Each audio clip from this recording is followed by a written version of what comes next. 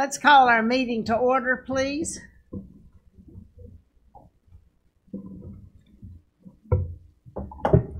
We appreciate your being here today, even though this isn't our regular meeting time because of spring break. We had to change our meeting date, and yet we have 3 members who are unable to be here. So we appreciate those of you who are, and because we do have a fewer members today, when we take action, could we not have those pregnant silences? Could y'all just say yes or no and let's move on? That's right. So when we have fewer members, it's always a little more interesting. If those of you in the audience and board members too, if you would remember to silence your cell phones, please. We are also being live streamed, so if you would speak up when you are asking questions or making comments.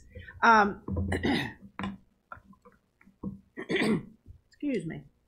I would ask, we're all about to get seated, right on time. I would ask, which I have not done this, Mr. Sugg, if he would lead our pledge to the flag, and I will do the invocation. If you would stand and join me, please. Allegiance to the flag of the United States of America, and to the republic for which it stands, one nation, under God, indivisible, liberty and justice for all. Our Father, we come today thanking you for this pretty day. We thank you for the promise of spring and the change in the seasons and the promise that we see in new life. We thank you that we have this opportunity to be here today, that we have good health, and that we are able to make decisions, and we pray that you'll be with us as we make these decisions. We thank you for the opportunity to serve, and we thank you for those who serve every day in our schools across this state and around this country. We would pray for wisdom, we would pray for protection for them and for their students, and we just thank you for the gift that they give each day to our children. Be with those who are serving around the world, protecting us. We pray for their safety and that they will come home quickly. And we just thank you for the blessings that we enjoy in this country. Go with us now. We pray that we'll stay in the center of your will. In thy name we pray. Amen.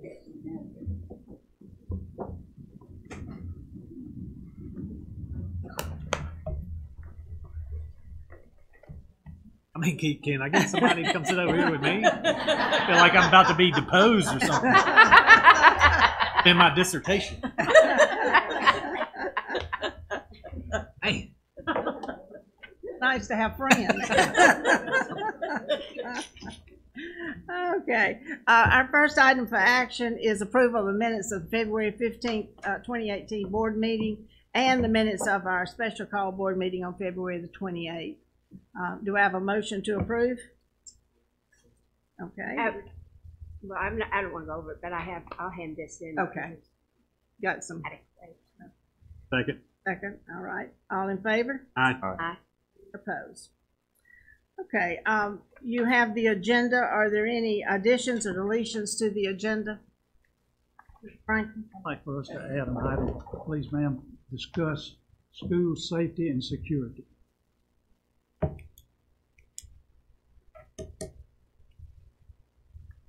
That would be item 7, yeah.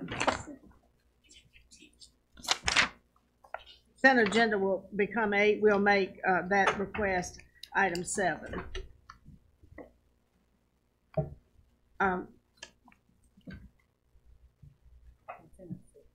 Do we consent becomes 8. This item becomes 7. You know when I got them. All right.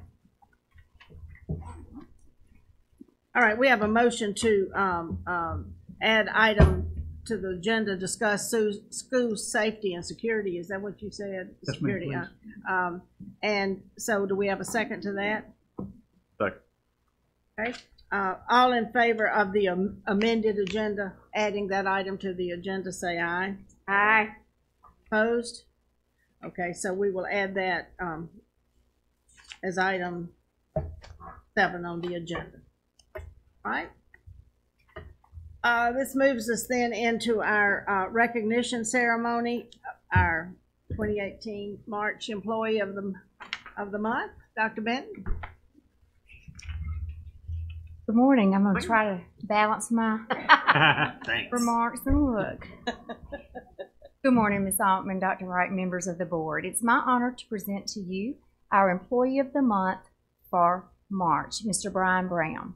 Brian, if you'll go to the front of the room.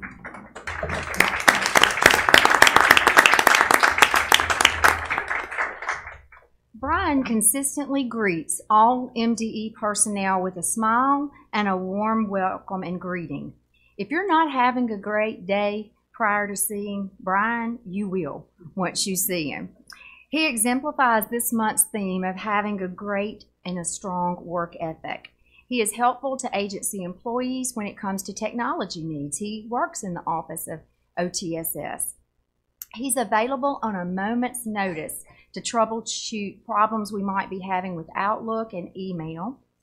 He trains technology-challenged colleagues on programs, that would be me, and offers advice to prevent future problems.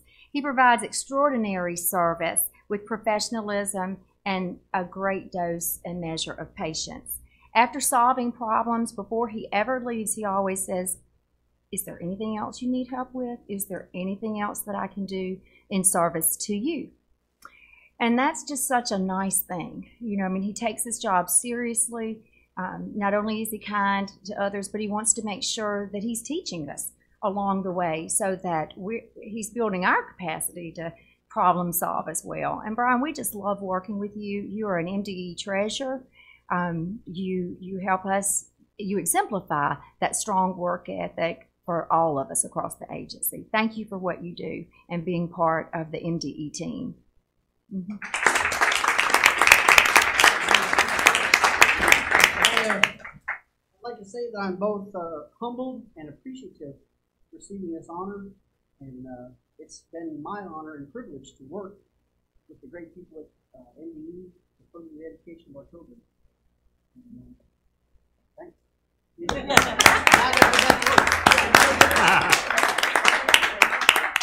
Did you say you had to go back to work? That's what he said. That's perfect.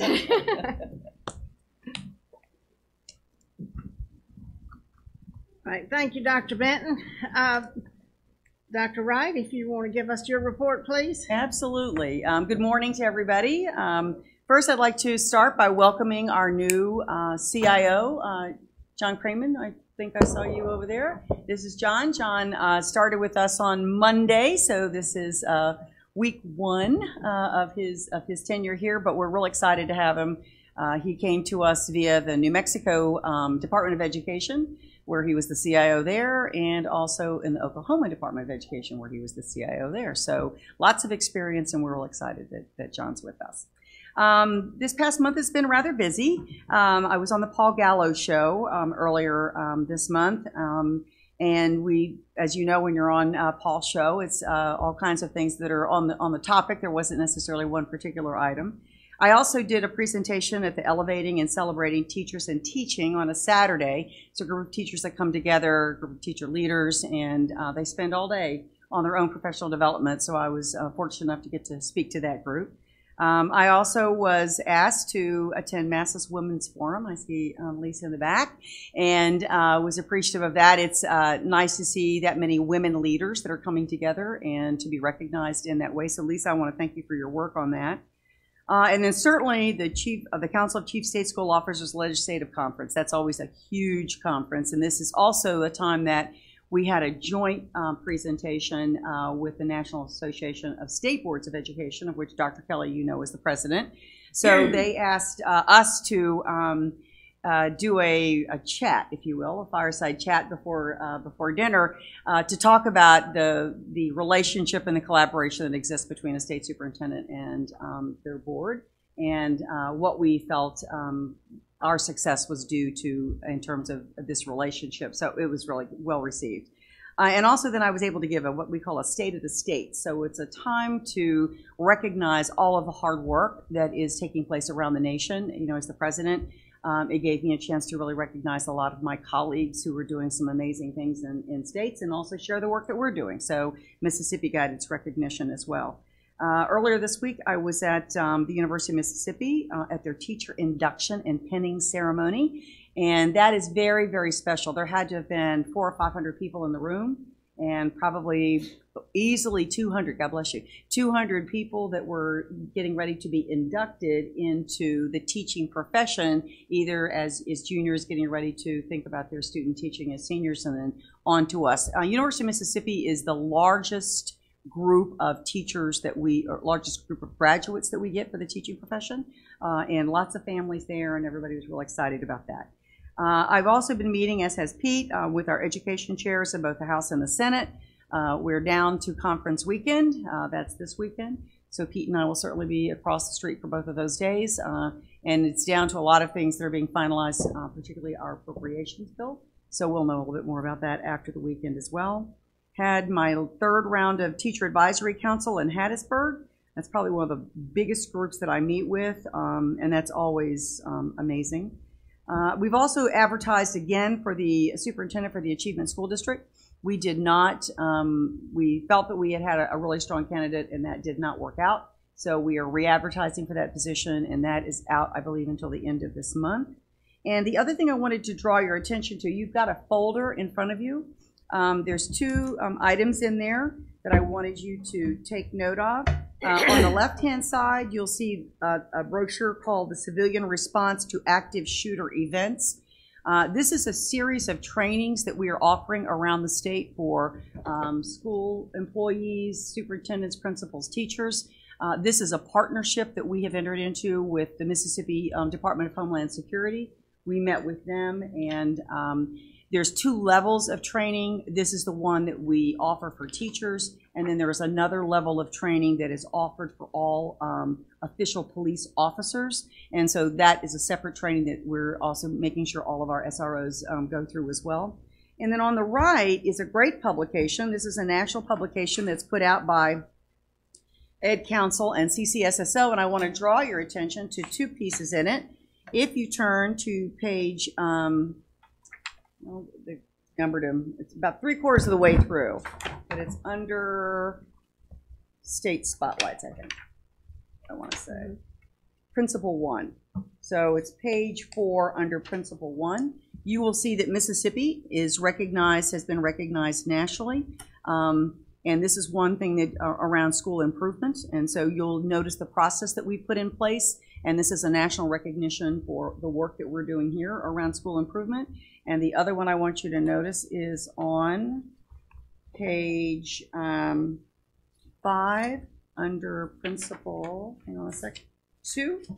And that, again, in the middle of the page, you will see that Mississippi is being recognized around our efforts around professional development and also the establishment of our Achievement School District, et cetera. So this is a national publication. It goes out to all states, and so it's nice to have Mississippi recognized in such a nice way on a national level as well. And I'm going to turn to our spotlight. So today, this was a video that was made, I think I told you guys maybe a month or so ago. The Council of Chief State School Officers wanted to recognize the early childhood work that Mississippi is doing. So CCSSO brought their videographers to Mississippi and did a whole presentation around the Petal Early Learning Collaborative. And they have done an amazing job. And this video was shown at the 2018 CCSSO Legislative Conference. Pearl, as you know, is one of our 14 collaboratives that's been funded with the money, and it's a partnership between Petal and nonprofit groups, Head Start, and private child care providers. And these collaboratives, you need to know, we are now disaggregating our data on the kindergarten readiness assessment in the fall, and we're able to tell where the children were as 4-year-olds. And the children that are in our pre-K classes are outperforming all other children coming into our kindergarten classes. So that's significant information for us. And also, as you well know, the National Institute of Early Education Research has recognized Mississippi now for 2 years in a row as only one of 6 states in the nation to meet all 10 quality indicators that are on their list. So we're getting a lot of recognition for our early childhood, and I want to take the time to introduce guests that are here from Petal. So Dr. Dee Dee Smith, she's the assistant superintendent. She was kind enough to be down there that day of videoing. She's also the director of the Center for Families and Children, and she really leads Petal's Early Learning Collaborative. And is Missy Hamilton with you? See? Very good. And she's the Readiness Coordinator at this facility. And I tell you what, if you want to make your day, go into a pre-K class, and you're going to see these little ones. And so this was the video that was shown at the national conference, and so we felt that it would be important for you guys to see.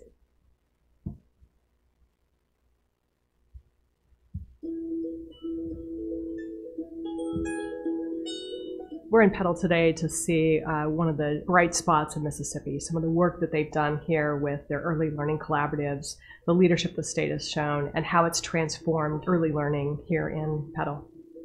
We're finding that our children that have been in our public pre-K and in our early learning collaboratives are coming in outperforming all other children across the state, even those that are in private pre-K. So we know what works. There's too much research out there right now about pre-K, and not only its impact on children in elementary school, but long-term and in life. Early childhood education has been a priority of our district for quite some time now. For over 20 years, we've had an emphasis in knowing the importance of working with our youngest students first in order to better prepare them for when they enter kindergarten and then their entire journey throughout their K-12 experience. Petal was the first city in Mississippi to be a Excel by 5 city. And a lot of cities now have copied that, and I think because they've seen the success we've had at Petal, really they all tie together because we're all trying to make a better community. So a collaborative is a group of people. In this case, you've got the Petal School District, you've got Head Start, and they come together and focus on pre-K instruction. Because normally Head Start does its thing, school districts do their thing, but they come together. And when we form the collaboratives, the one thing that we try to ensure is that they had 3-year-old and 4-year-old standards in place. We knew what quality programming needed to look like. We provided a tremendous amount of professional development. And so the whole idea was to establish a high-quality program for 4-year-olds so that they could be better prepared by the time then that they came to kindergarten the following year. We could see that we were having children that weren't coming to us ready, and we wanted to partner with the child care centers to let them know what the expectations would be when they got to the primary school. We actually went to the Head Start Center and the private preschool and really just started working with those directors and those teachers, trying to find out what was happening. They were in a great place. They were in a center. They were learning. They were being fed. They were being loved on. It was just not the things that I needed them to be prepared for to come into that educational setting. They had teachers that would do anything. They just didn't know. And it was so frustrating when we came back because I wanted to be able to provide that to them. That really started that journey for us. So initially they were a little hesitant and resistant because, you know, they're all competing for dollars. We used tax credit dollars, and we purchased a common curriculum that all of our child care centers have and use in their centers. And we use that same curriculum in our early learning collaborative classes as well. When you have somebody that's serving you, when they really realize that, hey, we're here to serve you, then you can build that trust. The early learning collaboratives really tie together the public schools, child care centers, and Head Start. And we work as a team to look at early childhood and try to assess children, look at their physical needs, their cognitive needs, their mental health needs, and make sure that the whole child and the family are progressing through the program. When you have a testing at the beginning of the year to see where the children are, and then you have it again in the middle of the year to see that they're advancing or not advancing, then you know what you need to improve in your program. And that has been a big benefit to us. There's only so much dropout prevention you can do when a student enters high school. But true dropout prevention to me starts in early childhood education. And that's why we put our emphasis, our time, our resources, our dollars into our youngest students, because we want them better prepared for when they enter our school district. It makes sense to invest dollars in the future generations. We've done that for our kindergarten and up. It makes sense that the quality education for very young children should be at the top of our list. Children are the future, and if we don't give them what they need while they're young enough, they're not going to be as successful as they should be. And if we're not working all together, we're not going to do as well as we need to do. These collaboratives are just doing an unbelievable job. I mean, it's because of the work with the collaboratives that Mississippi has been recognized by the National Institute of Early Education Research 2 years in a row for meeting all 10 quality indicators. And I can just imagine if you could have that same quality experience around our state. But it's the first time we've really ventured down this public path. And so we've put out documents now to our districts about how they can use their own dollars, either local dollars or title dollars, to establish pre-K. I just think that this is something that, that we've got to really double down on in order to really make progress inside our state. What we've seen here is that it starts with state leadership, making this a priority. It's also about setting the conditions to make sure that partnerships like the one here in Petal can actually happen. It's a true community effort to make sure that all kids in this community come into kindergarten ready, no matter where they are. Isn't that great? Yeah. Well, it should really be no surprise to you why Petal continues to be one of the most outstanding districts that we have. They've started young and they keep up the work throughout their entire district. So hats off to you, and also hats off to your superintendent, who's done an amazing job leading this work. And that concludes my sure. Being passionate about early childhood, but Petal has been an exemplary, and I've said this bunches of times. If every district and community in this state had the passion and the dedication to the early learning that Petal does, and not only have they done that, but like with the center, and Ms. Coleman was down and y'all, they did that for years on grant dollars. But now, if I'm not mistaken, this will tell you how community commitment. Do y'all still get a levy? Does the city council still levy money for you guys? So you're talking about a commitment to that type thing. It's just phenomenal. I just wish we could get it multiplied 142 other times, 141 or whatever it is. The beauty of this piece of legislation, though, too, and hats off to the legislature for thinking of this, is that if outside entities decide to donate money to their collaboratives, they get a tax credit. Now, I think the first year we started out with businesses, I think a total, across the 10, of about $300,000. But I think this year we're close to, I think, about $1.5 million that have been donated by companies in order to get the tax credit. So it's an incentive for the businesses to get involved as well. Thank you. Good report. Yeah. The only thing I have to report is that the week of Dr. Seuss's birthday, I read all week long. I have eaten green eggs. I have read Wacky Wednesday a lot. And so, but it was fun. I always loved going in. And this was at the kindergarten and at Clinton Park kindergarten and first grade school. So it was exciting. It was fun to see all the creativity that goes on centered around Dr. Seuss's birthday. So that was a fun time. Madam Chair, I don't know if this is the right place to say this, but I wanted to share this. This is more of a comment than any questions or anything. But yesterday I had the opportunity to go to the BIPAC luncheon, and the governor spoke, the lieutenant governor spoke, and the speaker spoke. And all three of them in their brief comments highlighted the achievement that is happening in the education system in the state of Mississippi, which I thought was fantastic. They talked about the reading gate. They talked about the high school graduation rate increases. And, as I was sitting there listening and thinking back to how many of those speeches, I've heard, I thought it was almost like a cultural show. And it was really kind of a cool moment where all three of them independently, mentioned sort of different, educational statistics. Thought I'd, kind of highlight that for anybody who didn't have the opportunity to go. That was a pretty cool moment.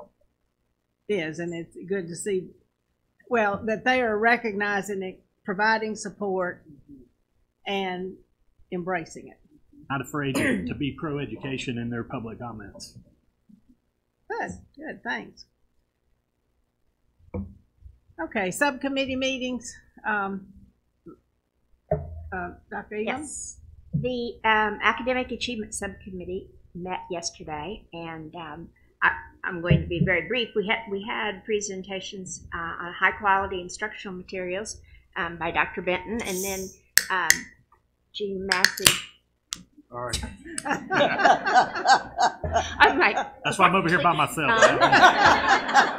No booth, no manners, interrupt people. Actually, well, after our meeting this morning, I thought, is that a clicking pistol? Yeah. You better look up. Yeah.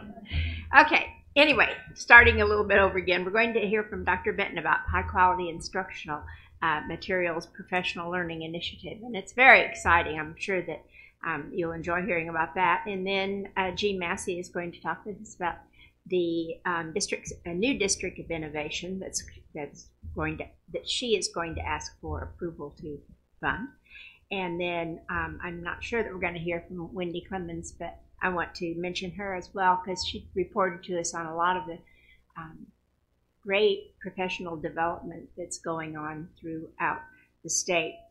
And I just personally want to highly praise all of these efforts that are being put forth in these programs. I think that the academic achievement group at MDE is outstanding, and a lot of their work perhaps doesn't get recognized as coming from them, but they're truly very, very good. So with that, I'll let them tell all the wonderful details. Any other committee reports? Okay, thank you. We are now ready to move into our discussion of board items. The first one, Dr. Elam provided you a segue. This is an overview of the MD's High Quality Instructional Materials Initiative. And since I confessed with our recognition of being technology challenged, I asked Dr. Oakley if he would come and get the PowerPoint started and click through that, if that was okay. All right. I am excited to share with you this initiative that the agency is undertaking that's focused on high quality instructional materials and aligned professional development learning. And it's a team, as Dr. Elam pointed out, that will be undertaking this work for the next 3 years. And as I speak, you'll find out that we've actually been doing a lot of great things in preparation for the launch of this initiative. But leading this work at the department, joining me in that effort, is Dr. Oakley and Dr. Jeanette Smith. I believe she's here. If you'll stand, Jeanette, because she's going to actually be our point of contact on this work as you'll learn more as we interface with states across the nation, and Wendy Clemens and Dr. Burson, who is our partner in the Office of Teaching and Learning under Dr. Vanderford and Dr. Murphy. So as you see this work, as it grows out and as we talk more about it, you'll see as I share with you how it's going to overlap across the agency. Thank you. As a state, we adopted rigorous standards that support all of these highlighted goals that you see before you that are your goals and they're our goals. We know undergirding these goals are the high quality standards, the Mississippi College and Career Ready standards. And if those are implemented well in classrooms across the state, we know that we'll have a lasting impact on the results here aligned to these 6 goals. We know that curriculum matters.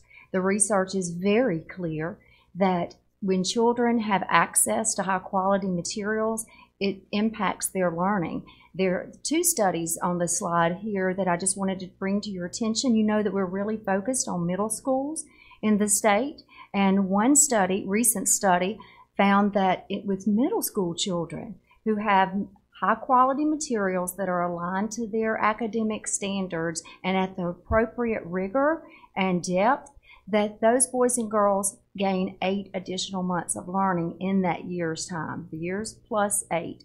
And then we know that high quality materials can help level the field in terms of equity for children. And how does that happen? We know in many of our schools that struggle, they're limited with access to high quality materials. Sometimes they have teachers that perhaps have gone alternate routes or maybe less experienced in that particular area, and therefore there's less access to the high quality materials. So when we embark on this, having those tools ready in the hands of teachers, we know it's going to help provide greater equity. We also know that it's cost effective. It doesn't cost any more to buy a textbook that's not aligned with your standards than one that is aligned. But it's being savvy and knowing what you're looking for in that selection that'll make the difference.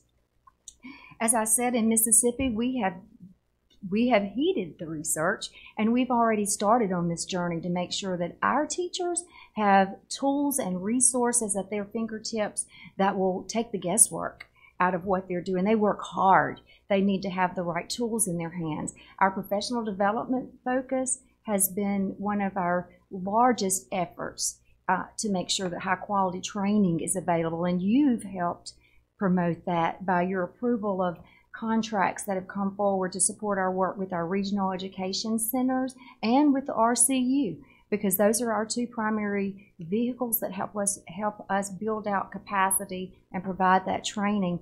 We also have been very fortunate to receive resources such as the Kellogg Grant 2 years ago that was $500,000. With that money, we were able to develop teachers, 60 plus teachers across the state came together and developed high quality lessons and units in ELA and mathematics in pre-K through 8, as well as Algebra 1 and English 2. We have received national attention for our family guides to student success that we've published in both English and Spanish.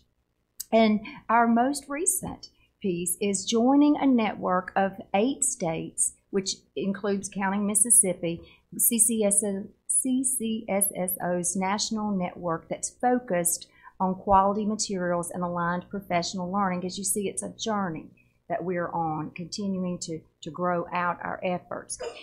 We've made sure in all of our trainings that our teachers, our curriculum directors like Dr. Smith, and throughout the state have access to what we know, the evidence-based resources. With that, we launched in the fall a web page. This is just a snapshot of that, and we didn't just put it in one spot. So if you go to federal programs, we're trying to make sure that we push our program developers as they develop applications to gold standard resources, school improvement, intervention services, and across the board. We also have already started training. We started with our curriculum directors. We've worked through our Dr. Wright's teacher advisory group, our principals advisory, superintendent's advisory, and our professional development coordinators to lift out, and these are just, again, 2 little snapshots to give you a picture of what we're focusing on. The What Works Clearinghouse, that's not new. You've heard of that through the Department of Education. It's the gold standard for evidence-based programs. And then through our partnership with REL, out of the University of Florida State, let me get that correct, Florida State, we've trained on a tool, the one there in yellow, that's focused on elementary and the selection of high quality materials aligned to English language arts. So we're, as part of our work, stepping back a slide with those, you don't have to step back, Nathan, with those 8 states, we came up with a theory of action informed by opinions from teachers, principals, and superintendents. And our theory of action is real simple. We believe if we establish a clear definition of what high quality materials look like, and for us, those are materials that are aligned at the appropriate depth and complexity with our standards. If we help districts and teachers understand the advantage of using high quality materials that are aligned to our standards, and then incentivize and support them by having training and follow-up, then we know that outcomes are going to be better for boys and girls. The research, I shared that early on with one of the slides. I love the graphic at the bottom because it really tells the story. We want to impact teacher learning through our professional development, which in turn will inform classroom and transform classroom practice, leading to better outcomes for children. How will we roll this out? We will identify 18 pilot districts initially that we will work and provide intensive training around not only our standards, but tools to take a resource that you may find on the website and then go through the process of really digging in and drilling down in that resource and make sure it's covering the standards the way it's supposed to. Not just that you see it, the standard listed, but is it really appropriate? Is it appropriate for the differing levels of children in your classroom, so that you make sure that you have those supports in place. In Mississippi, we will start with mathematics. Why mathematics? Our next content area that's up for adoption of new materials next fall is mathematics. And as I've shared earlier, we've already started that work with ELA. So we're bringing on mathematics. Within these 18 districts, teachers will come together, be trained on the tools, and then they will actually be going through the process of reviewing mathematics materials, online resources, textbooks, things that people, this will make sense to teachers that may be hearing me, Pinterest, they have, is it paper teachers, teacher support teachers, there's all these websites out there that they'll be reviewing those materials to develop a list of vetted mathematics materials, pre-K through 12, that teachers then can go to and know what they're getting. But we're not just stopping with the pilot districts. We will touch statewide. Within these pilot districts, as these teachers become trained, they will go out and train other teachers in the state. MDE will be a partner in that work, but it will be teachers training other teachers. In Louisiana, which is much further along in this journey than we are, they started with a core group of around 500 teachers. Now they have 5,000 teachers that are training other teachers on high quality materials and how you can know beyond a shadow of a doubt when you're selecting things, you're selecting the right things. We're also going to be working very closely with Dr. Burson and Dr. Murphy in teaching and learning, reaching out to our deans of education at our institutions of higher learning to make sure that when they are training teachers, that this becomes built into their course syllabi. I don't know where they'll put it in their courses, but we want to make sure it's embedded, ideally to be across their content courses, but to make sure that it's embedded so when teachers leave, they know what they're looking for with their materials. So that's another return on investment that will be wonderful. And we'll keep that website real refreshed so that people, it'll be an ongoing process there. We are thrilled to be kicking this off officially next week, next Thursday, on the 29th, right next door at the Jackson Marriott. We are very fortunate through our partnership with CCSSO to be able to bring two highly regarded experts in the field. Dr. David Steiner is the former commissioner in New York. He received a $700 million grant to do this work in New York. Now, Engage New York resources are the #1 resource used across the nation that are aligned with their standards, and he's going to be helping our deans. He's also a former college dean. He'll be interfacing with them, helping them see their role in that work. Rebecca Kokler has led this work in Louisiana. She'll be working with our superintendents and curriculum directors, helping them understand how important their leadership is in empowering the teachers to do this work. So we're excited, if you can't tell, about my enthusiasm. Why? Because we know we'll be helping teachers, and ultimately, if we help teachers, we're helping boys and girls across the state. Do you have any questions about this initiative? Yes, sir. Great presentation, by the way. Thank Very you so exciting much. program. How were the 18 pilot districts selected, and what's going to be our measurable of success for the pilot? That's great. Thank you for that question. Our identification of the 18 districts will follow the presentation next week. Our evaluation, if you will, or our feedback tool that we are using is going to ask them to apply to be one of our pilot districts. So we'll have an application because we do want to make sure that buy-in's there. This is something that does not cost a district any money, and there's no financial incentive for them to join other than help your teachers. Help make sure that you take the guesswork out for them, and you can know teachers want that. I mean, that was one of our powerful things we found talking to Dr. Wright's teacher advisory group. Help us with the list. And the list the list of vetted materials, that'll be one of our deliverables that we will have. Also, we're going to see better outcomes for children than when Dr. Wright's making that presentation next January and February on our progress for the year. We want those arrows to continue moving up. So I hope I've answered your question. Yes, sir. To follow up, so the people who attend this seminar next week Yes, ma'am. will fill out, obviously, the information you're asking. And from that information, you will select? Yes, ma'am. We'll select 18 districts to So start. there's no, I mean, is there any other application process? No, ma'am. Just that. We will send it out to all districts. So every district Right. may not be able to attend. Something may have been a conflict, but we, as part of our evaluation, we're going to gauge the interest at that point. Okay. And we can certainly invite districts to be a part if we need to do recruiting. I think we are going to find the opposite to be true, that more are going to want to participate than we can start initially. Because again, we're working with folks that have been on this journey longer than us, and we're following their lead on the size of our group that we bring in. In fact, we have a coach that has been assigned to us through the CCSSO organization, and she's tough. That's a good thing.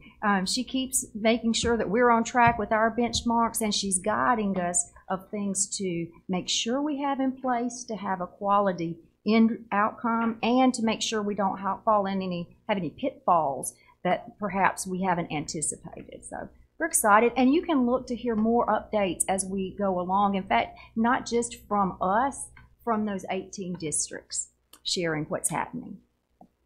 This, if you think about it, you know, and Mr. Bailey can certainly let you know, there's a lot of money that's expended on textbooks and materials, and you may or may not always know whether they are or are not aligned to our standards, because any vendor is going to tell you, oh yeah, they are, whether they are or not. Sorry, no offense to vendors, but that they're out there to try and make money. So what we're trying to do is get teachers trained on how they can make sure that the materials that they're using in their classrooms and that the money that they're spending in their schools is being spent on materials that are aligned to our standards. So that guarantee then will improve the quality of the instruction that's taking place, and then therefore we think will improve the outcomes for children. But it's a no expense initiative that has huge payoffs. That's right. If we follow through with what we're going to do.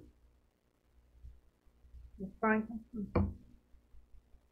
Because we talked about this yesterday. Lean into your mic a little bit.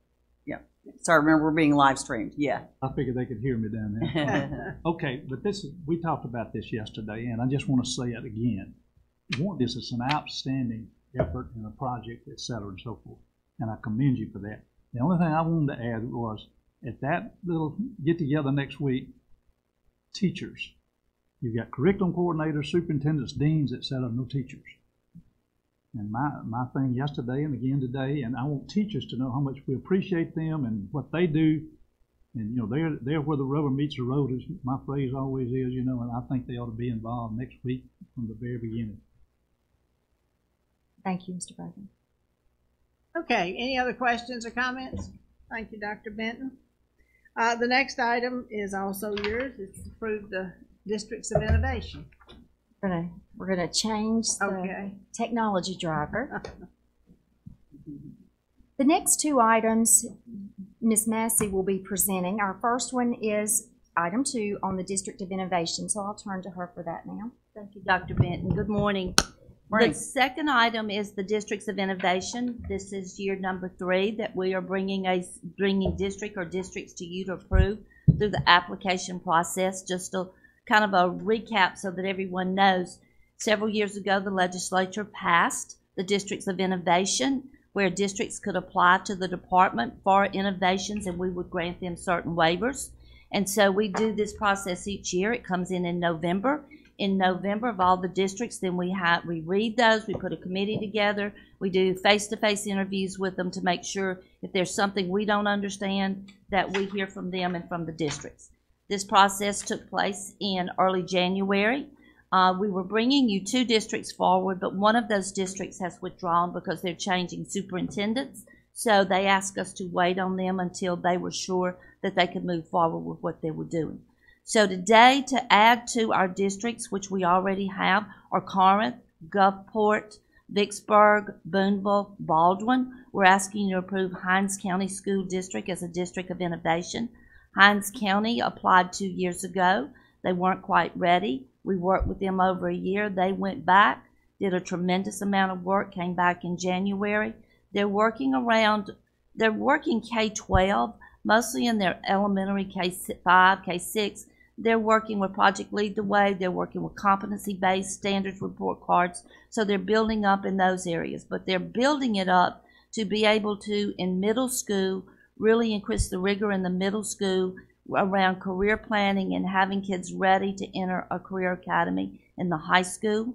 They're changing their format at the high school from sending kids from Terry and Raymond to one center. For Terry, that is a tremendous problem because they ride the bus for about 40 minutes there and 40 minutes back. So it cuts down the number of kids that are available, and it's not tying the academics and the career and technical together. So they are passing a bond issue in order to change the setups at both Terry High School and Raymond High School to bring most of their career and technical into the high school around career academies, and they're changing the focus at their career and technical center from high school CTE to everything with Hinds Community College being dual credit, dual enrollment. So every class they offer at that center, the kids will earn community college hours toward a certification. And the goal is to have each child graduate with at least 6 hours of college credit or up to 18 and working towards a national certification if that's available. So that's Hinds County's application. Comment, Dr. Dean? I've said it so many times. I mean, this is, I think, the best thing that we're doing. I mean, in terms of leaning forward and innovation. You said that there were 2 that were moving forward from, one dropped out. I get it, but were there more that just weren't ready? Yes, we had an additional one that was not ready, and we'll provide them the same support that we did last year. But we think the thing that's really going to change this and help us move forward is what you approved last month with the Mississippi LIN Network.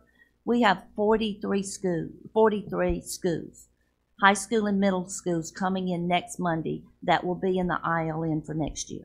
They are working on these same types of things, and they will be able to go back and spread those in the 12 more school districts, but 43 schools, high school, middle schools. And we've aligned them, high schools in one group with their middle schools in another group so we can give direct support to high schools and middle schools.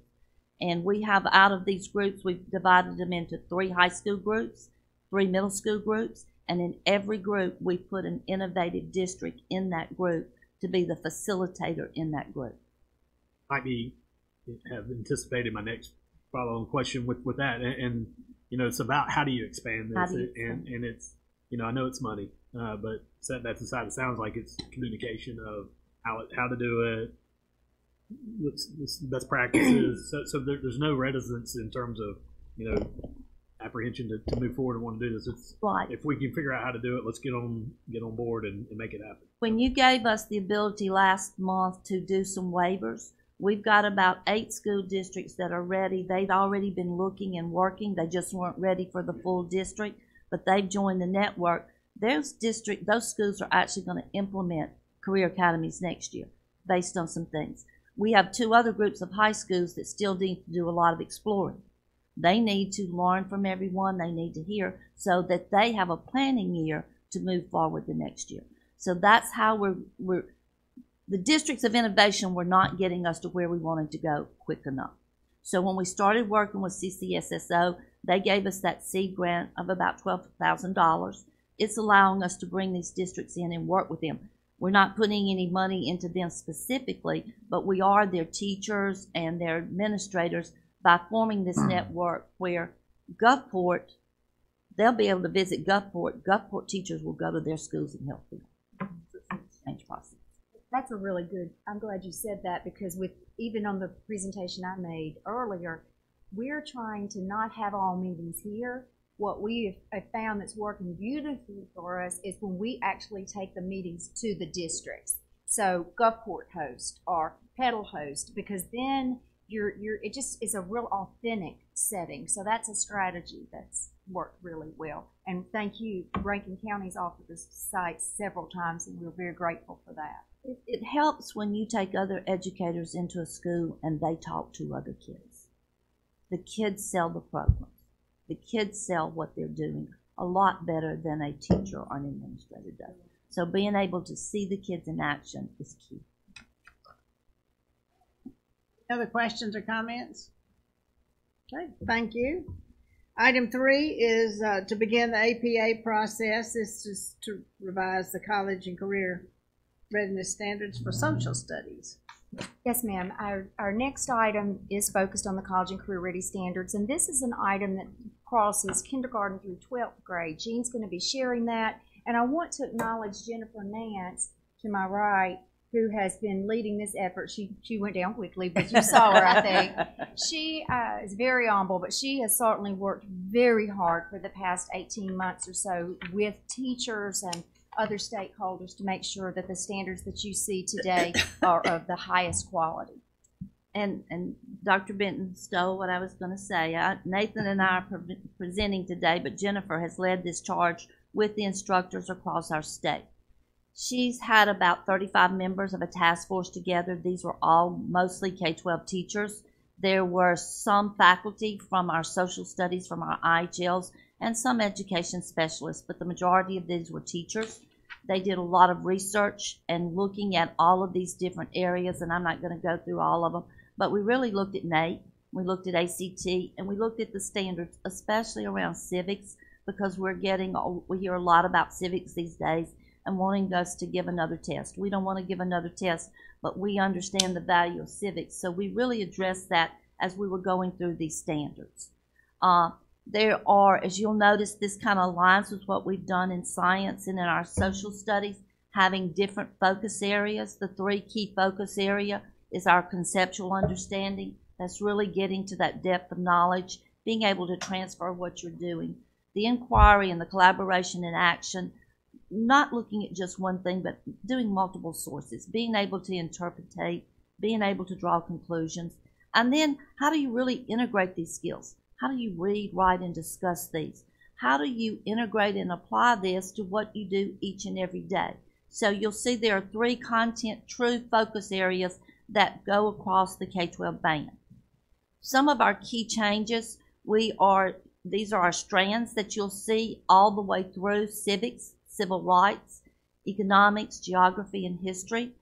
You will see in each grade K through 5 an overarching theme. We've also placed these in bands like we did with science, our K2, our 3, 5, 6, 8, and 9, 12. The civic strand is in every standard.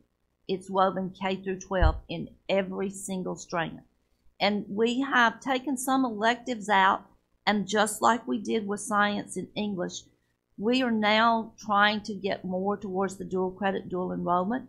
So not having as many electives that really were not being used allows us to pull into more of the dual credit opportunities for our students also. In our professional development, we have planned for June the 2016. You'll notice the K-5, the 6-12. I will tell you that a couple of key things in our high school and even for our middle school, we worked with the Harvard Business School on a case study. This is a really in-depth way to teach social studies. They're going to be working with Jennifer to come into our state to help with some of that type study, that type work for our social studies teachers, because what we know, not what we think, what we know is because of the literacy and the reading and the writing, if we can step up our social studies, it will help our students in so many ways and in so many things, not just in the course, but in their life from here on out. And we feel like the case study is a big way. Another key partnership we now have is with our Civil Rights Museum here. They're going this summer when we do some of the training. 2 days of the training will actually be there in the museum so that our educators can see what opportunities are there. And I think this is very key that we make sure our educators understand what's of value here in the state and how they can use it, because we were in New Orleans about 2 weeks ago for a No Place for Hate that is around bullying and things that Entergy is willing to work with us to put into our schools. We've taken some counselors to look at the program.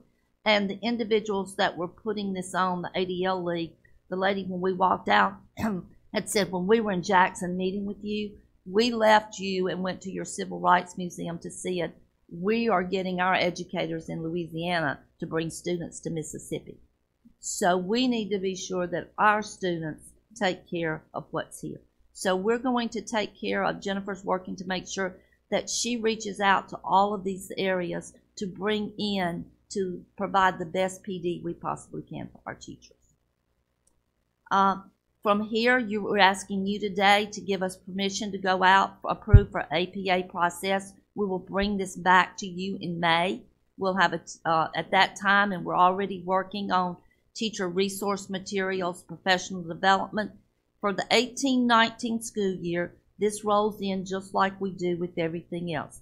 18-19 will be a year of pilot, where if a district wants to move to these new standards, they can. In 18-19, the U.S. history test, which is one of our tests that we still give, next year will be the exact same test that we're giving this year, in order to be sure that the standards are in place. Next year's test, we can do some hybrid tests. We can get fill items in that test. And the new test with the new standards will go live in 1920. So that's the way we roll things out. So that's where we are on this. Questions on this? Comments? Hey, thank you. Yeah, it's exciting. It's exciting things. Separate courses. Everybody gets it.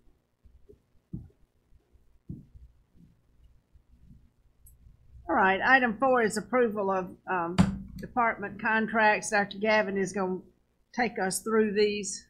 There's several of them here, so you can just roll from one to the other if there are no questions. All right, good morning. We do have several contracts that we're seeking approval on. These are all renewal items. I wasn't going to go through each one of them individually. We do have the program staff here to answer any questions if you have any questions about any specific contract that's up for renewal. I think all of these we're fairly familiar with, but they're all renewals and things we've dealt with in the past. Any questions or comments on these? We're talking about A through H2.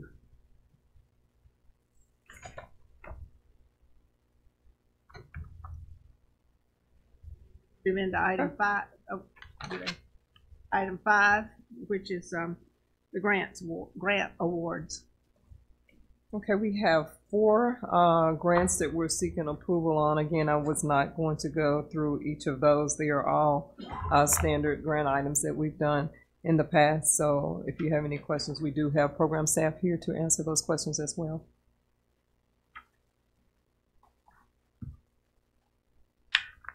Anybody have questions on these?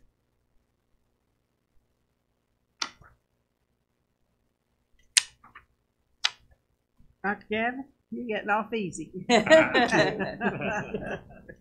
Thank you. All right, thank you.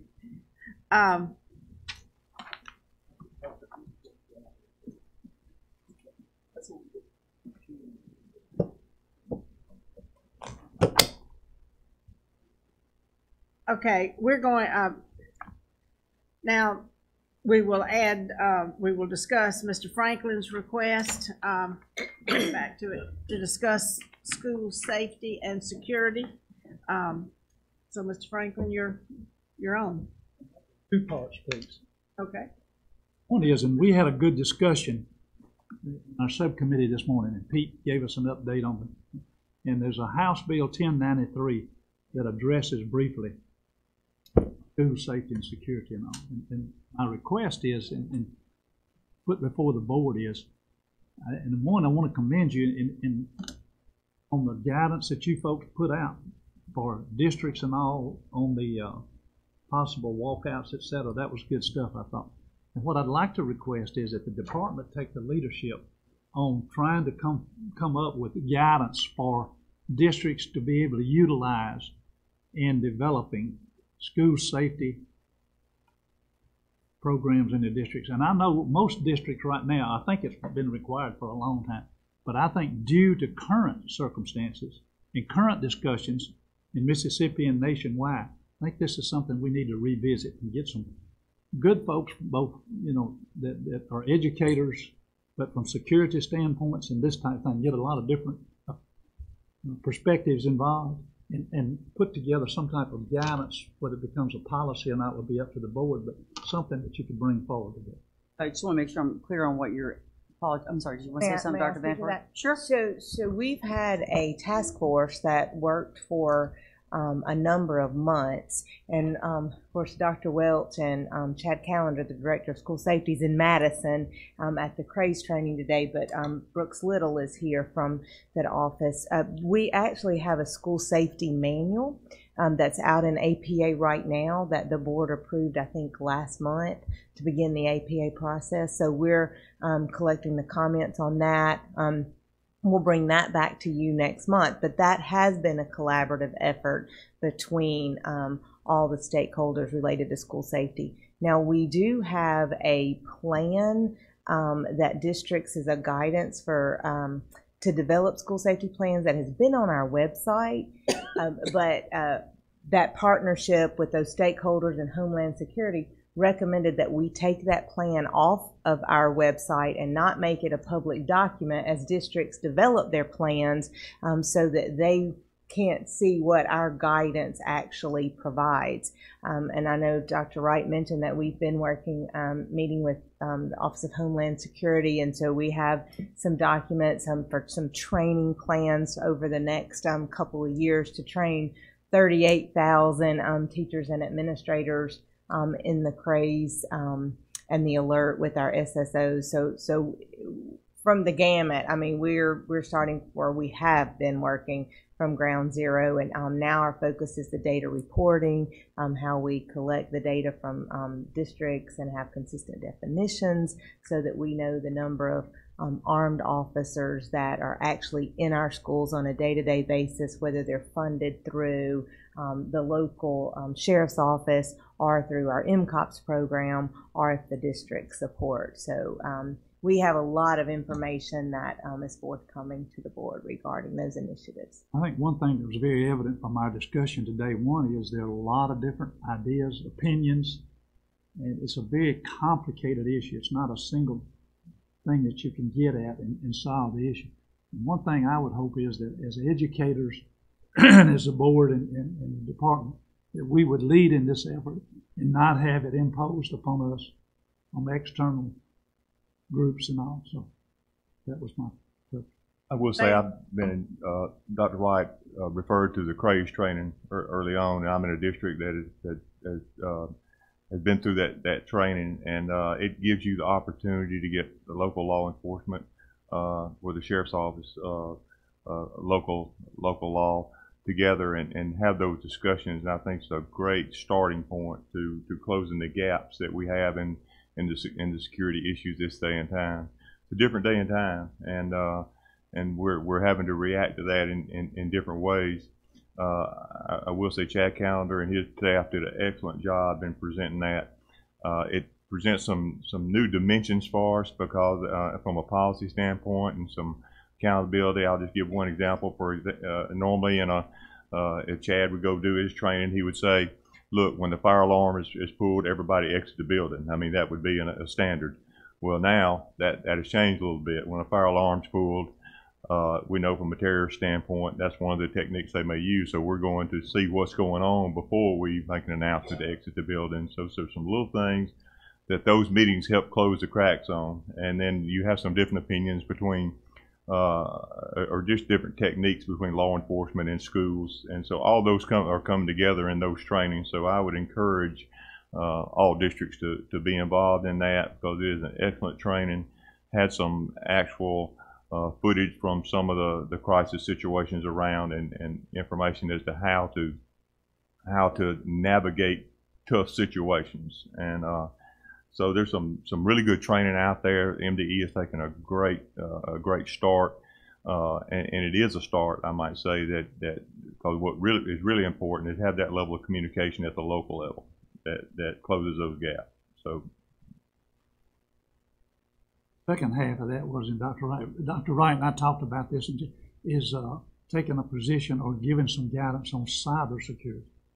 We have so much technology and in districts and all now. It's how do we possibly put together something that can give districts guidance on developing plans for cybersecurity? In other words, if a child's using a computer or they're using a district's network, how do we make sure it's for instructional purposes, or how do we get at that? And I'll use an example that we had talked about earlier, but in Tennessee, when the teacher and the young student was having a discussion on a district, there was talking, or at least from the media standpoint, about potential legal implications and that type of thing. If you talked about, you and Mr. Triplett, that you were having a group coming in into January. I talked to Mr. Triplett, but we actually talked to Dr. Porter back in August about it. And when he left, I talked to Mr. Triplett, and he said Dr. Porter didn't leave any minutes or anything. I came and talked to him. I'll put Mr. Cramen on that, because he's the new CIO, and we'll get something put together. Mm-hmm. I'm just proposing those. That may not be something the board wants to take, but I just thought those two areas need to be.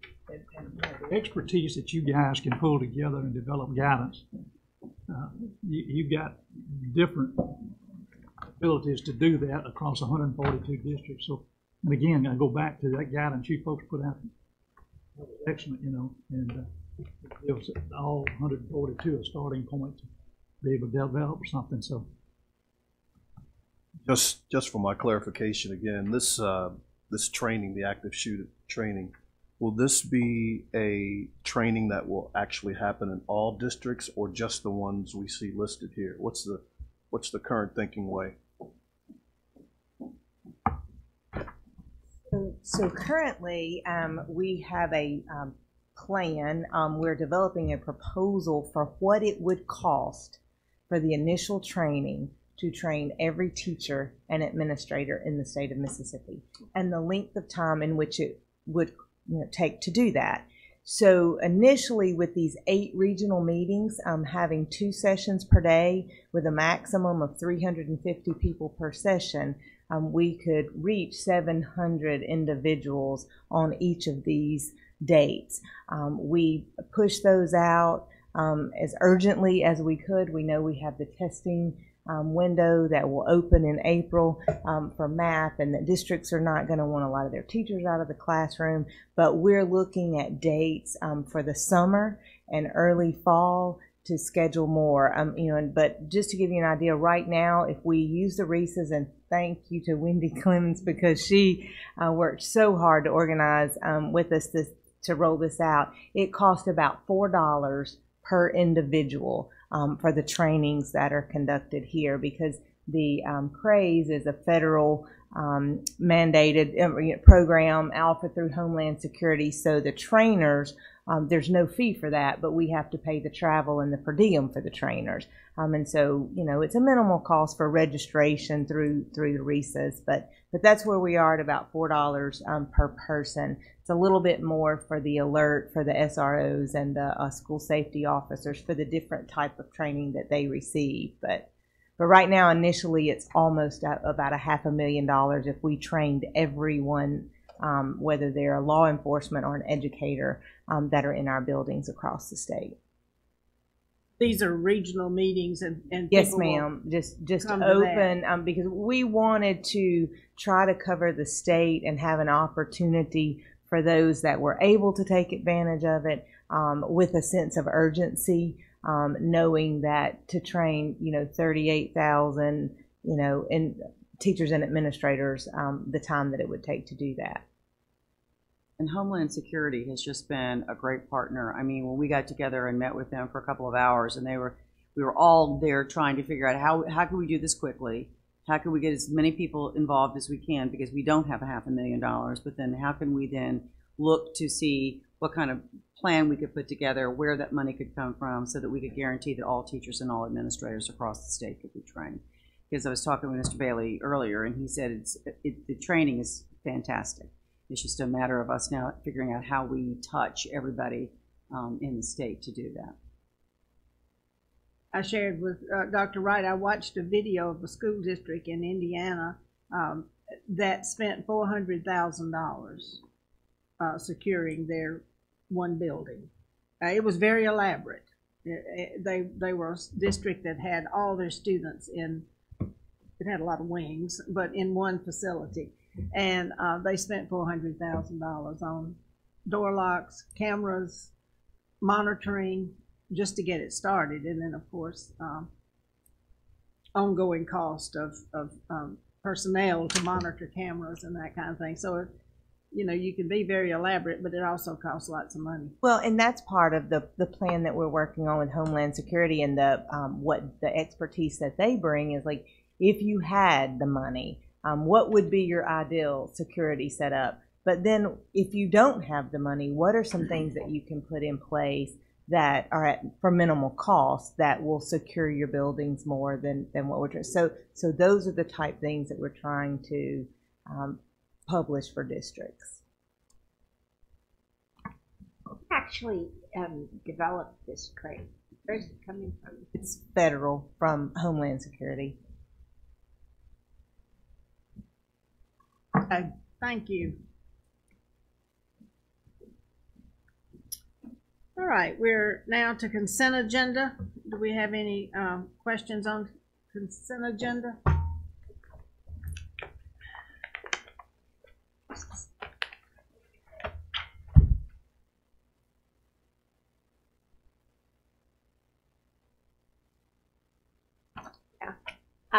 On the Office of Teaching and Leading regarding the moving to the accreditation, all of them being with the CAEP. Welcome back. My question is, what is the amount of expense that this will cause these schools who are not currently certified by CAEP? I can speak from experience at Millsaps, because Millsaps is a small college as well, which would fit the category of the two institutions that had the comments back from APA. The CAPE, you pay fees each year, and they were around $2,400 a year. And then every 7 years, there is an on-site visit. And that on-site visit is what's roughly for Millsaps about $11,000. Okay. About $10,000 every 7 years. Yes. And we've also had the numbers prepared, like between these two institutions in the last 5 years, they've together they've graduated 24 students. And a part of the fees also have to do with how many completers that they have. And so the numbers are very small, the number of completers that are matriculating through some of the private institutions. So does the figure, if you have a very small group of completers, yes, then your figure is much smaller as opposed to if you have 400. Yes, ma'am. Larger institutions pay much more.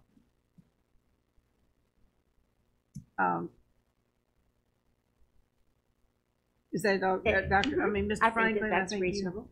Ma'am, question on F about the assignment of a tentative by JPS. Wait, what? Item F, I'm sorry. F is CTE. I've got my mail out. I'm not looking in. You're on D. it's D on this. Yeah, yeah. So, but the approval of the corrective action plans. Okay. My question was on JPS, you got tentative out beside that. And that was on the mail out. I'm not asking that question because I read all 420 pages.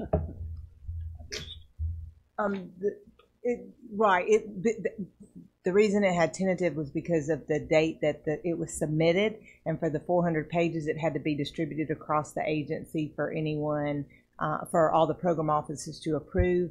And had they not approved it, we would have pulled it, but it was approved. So we're recommending approval. Really... That's right. We're recommending approval of JPS and Natchez Adams on items. Tentative at the time the agenda had to go right. out. Yes, Exactly. But since it was 400 pages, we had to get the plan to you for your review.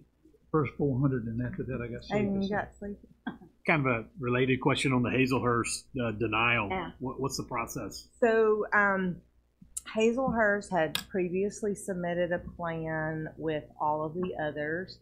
When they were due, they had modifications. Dr. Malone, you may want to join. They had modifications that they needed to make, and as this denoted that it was not received by the established timeline. We have received an additional corrective action plan to the one that was provided for you, but there's still work that needs to be done. So after at least 3 revisions of the plan for the district, they need more work, and we cannot recommend at this time that you approve the plans that have been submitted by the district. But as a matter of process, they're just going back and amending, editing, will be resubmitted for an opportunity to approve it at some point. But they've had a number of opportunities to do so, so it was to a point that we needed to put it before the board and recommend that you deny the plan for additional work. I have actually personally met with the superintendent on more than one occasion, and even met with one of his board member, I believe it was his board president, about a week or so ago to go through it again with them to tell them what all we needed to continue to work on and clarify. So what time, is there a timeline? I mean, eventually, does this impact their accreditation? Well, they're already on probation now. What if they... and so after the assignment, they're given 60 days to develop the plan. And so we're far beyond that. And again, like I said, with the number of revisions that we've been through, we were just to a point that, to be consistent with the precedents that we've established in the past, we needed to provide the plan to the board, ask the board to deny the plan, and we will continue to work with the district to develop the plan. And again, their plan is no different than anyone else's. The portions of the plan that apply to other program offices within the agency, those leaders in those offices are making those decisions as well.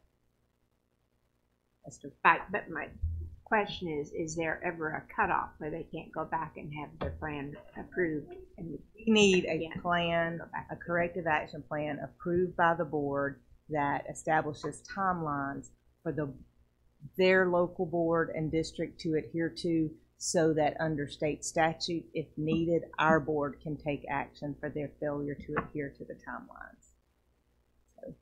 I think her question really is, what is that action? So we're now here, we're well outside the timeline. They're still working on it.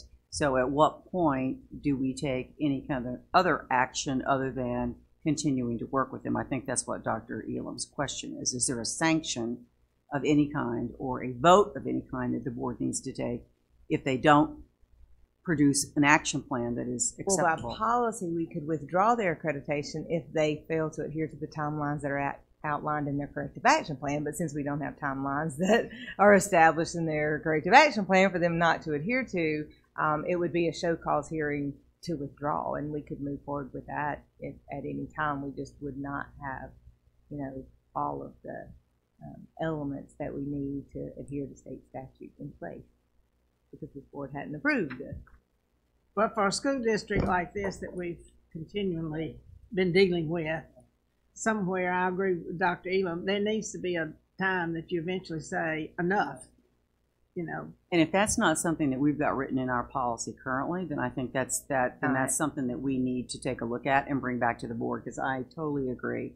This is well beyond the timeline, and when you're thinking that JPS has produced an acceptable corrective action plan that is over 400 pages long, I'm hard pressed to figure out why we are not in a position of receiving this from a district that should be acceptable at this point. And So what if made it's policy Jackson revision. and what made Jackson take action finally? Said enough is enough. We're moving on here. We're going to take over your school. I mean, it did. And so that's my I think we question. need to When take are a we look gonna at the say, policy and "Whoa, bring back a we have revision it"? to that policy. Okay, thank you. All right, let's move into our, I'm sorry. oh, I'm sorry, go ahead. Yes, ma'am. Paul, on the H, approved to revise CTE licensure guidelines. That's F, actually. F now, I'm sorry. I'm just going by my, in there you had, over in the documentation on page 5, you had a 971 career pathway teacher academy. It wasn't on the executive summary.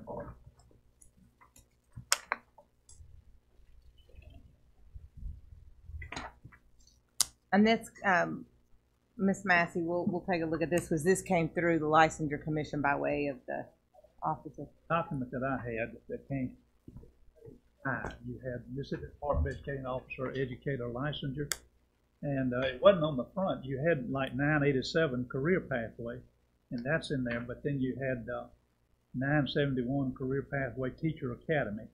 That's no change. There's no change. No change. That's currently. If there wasn't anything in there, it was no change. It is in there. It says the applicant must hold and maintain national board teacher certification. Right. That's currently in there.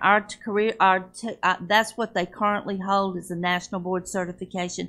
And there was some information on that was misleading to teachers.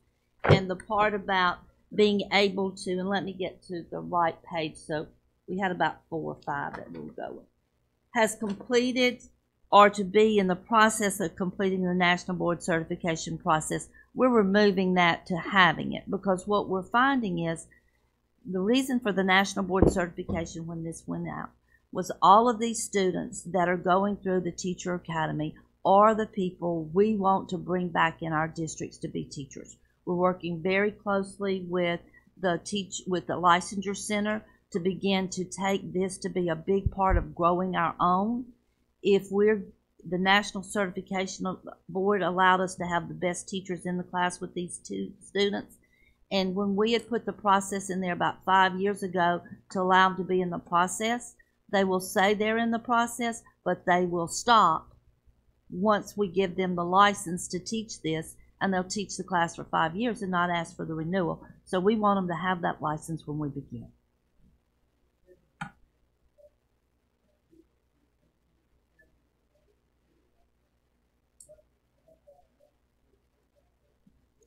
We have not. Now, we've had some times when most people have a national board certified teacher, because in order to do this, most of the schools don't need that teacher but 2 periods a day. Year 1, they need it for the year 1 of the class, and then year 2, they need it for 1 and 2, and that national board certified teacher can still continue to teach other classes if they want to. If we run into that problem with people wanting to grow these classes, we will certainly help them get a teacher ready to ask for this program. We would like to see this one grow.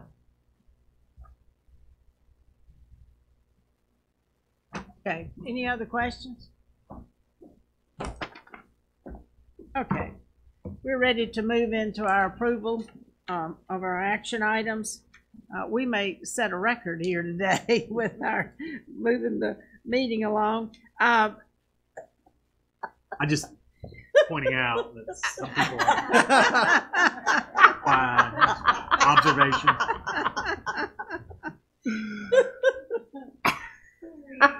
We're trying to keep you humble. Is what we're doing. All right. Under the office of Chief Academic Officer, do I have a motion to approve items 2 and 3? So moved. Second. Okay. All in favor? Aye. Aye. Any opposed? Under the office of Chief Operations Officer, do I have a motion to approve items 4, 4A, 4B, 4C, 5, and 5A? We break those out. Well, exactly what are you? Well, what I have, again, I'm maybe working with an outdated, but A5 was a contract with North Mississippi Education Consortium. Yes, it's still. That's 4E on the new one. Contract with North Mississippi to coordinate, deliver, facilitate regional training sessions for MDE. That's the one that you want to vote no. You're going to vote no on that. Also on what was 8.2, contract for interim superintendent for LaForte County, I vote no. I don't know what the new number is though. That is H2. Yeah, we're not on that yet. Are we? No. Wait a minute. No, that's another item. This is, okay, we're voting on items 4, 4A, 4B, 4C, 5, and 5A. And you want to vote no. So, wait. No, this isn't right. Oh, it's not. That's not your fault, Ms. Altman. All of these items under 4 and 5 require action. So my script your is script not right. should have read. That's right. It's not right. Okay. Your script should have read. You are seeking approval. And hang on, Mr. Franklin. I'll get back to you in just a second. So you're asking for approval of A, B, C, D, E. Okay. D, E under 4.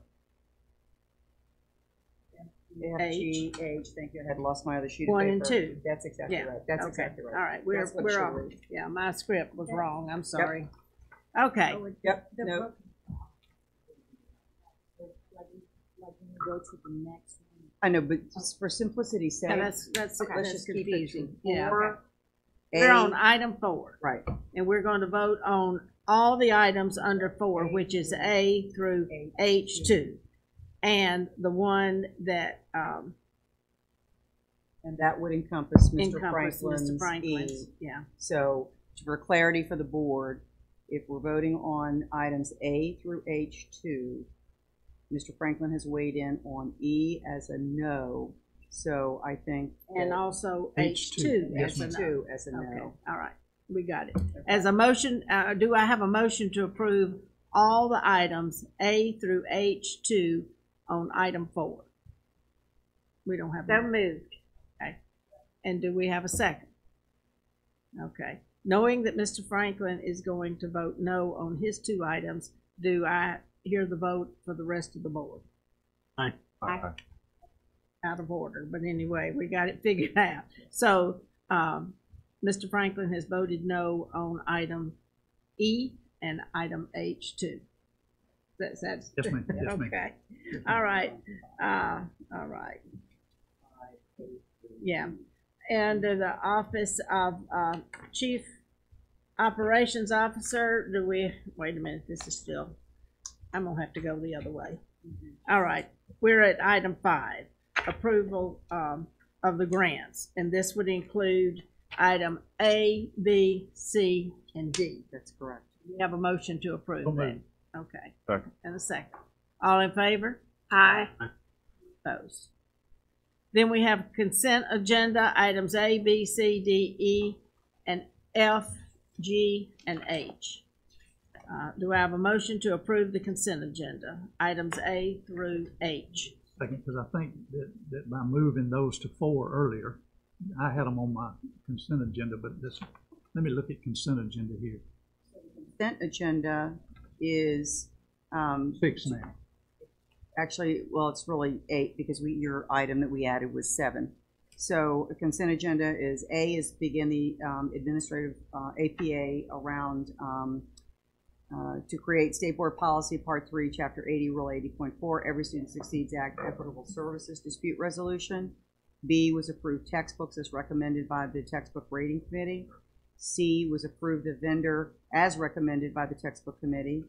D was to approve the corrective action plan. That was for, actually that's the one for JPS. And D was the denial of the action plan, and that was one you discussed for Hazelhurst. And then F is to approve the revised CTE licensure guidelines. Okay. All right, we're all together now. Okay. And then we have G and H also, which is board policy for educator preparation providers and the annual school board attendance report that has to be turned in. So, I move that we approve item 6, the consent agenda items A through H. H, okay. All right. Do we have a second? Second. All in favor? Aye. Aye. Any opposed? Well, for something we thought was going to be simple, that turned out to be kind of confusing. I'm sorry. No, you didn't confuse my. Our go the script manual was a and get little on. off, so that made it a little different. I will entertain a motion that we consider entering executive session at this point. Madam Chairman, I move that the board consider making a closed determination of the need to go into executive session. Have a second to that? Okay. All in favor? Aye. Opposed? All right, now we will entertain the motion to enter executive session. Well, we can clear the room then and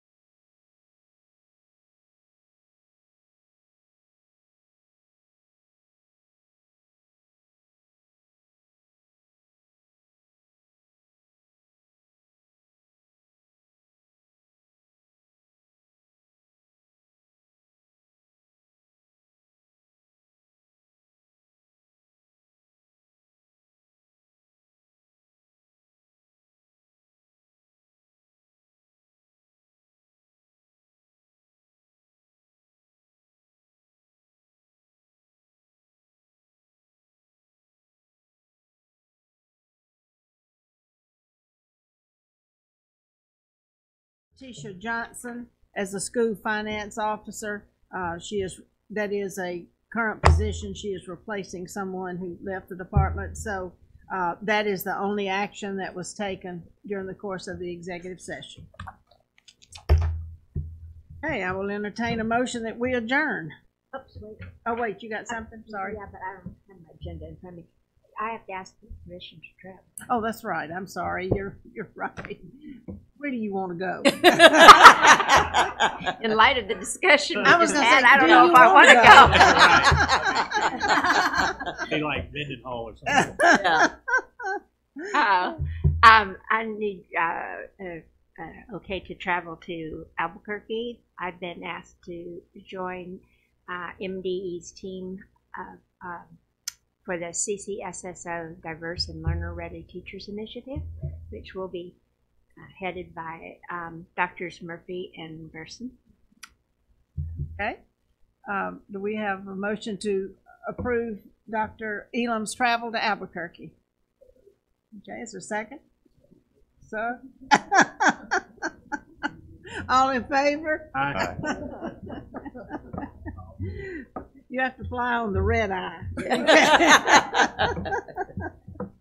Now, anything else? Anyone else need? Okay, then now we'll entertain a motion to adjourn. So moved. Second. All in favor? All right, thank you all. And lunch is ready.